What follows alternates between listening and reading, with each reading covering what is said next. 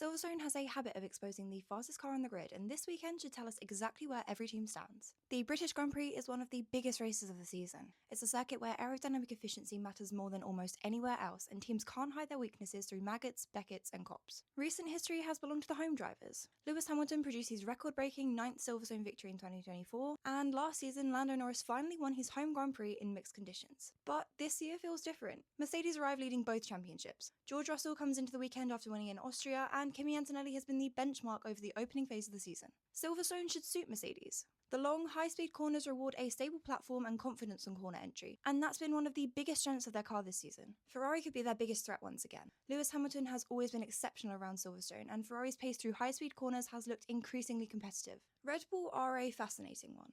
The upgrades introduced in Austria moved them back towards the front, but Silverstone is a completely different test. So if they're genuinely back in contention for the title, we'll find out here. My feeling is that this won't simply be decided on outright pace. Silverstone has a reputation for changing weather conditions, tyre degradation is always a factor, and one perfectly timed strategy call can completely change the result. If I had to back one driver, I'd still lean towards Kimi Antonelli. He's been the most complete driver of the season so far, showcasing another incredible performance throughout the entire weekend in Austria. I think overall, Antonelli has been really unlucky with some pit wall decisions this season, so heading into the weekend, I'd love to see him back on top using his unmatched pace to dominate.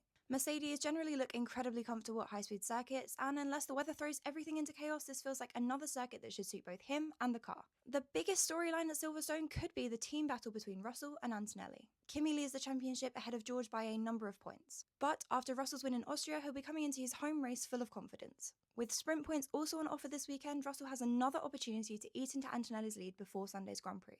If Antonelli wins, it strengthens his grip on the championship. If he's beaten at Silverstone, the title fight suddenly becomes a lot more interesting.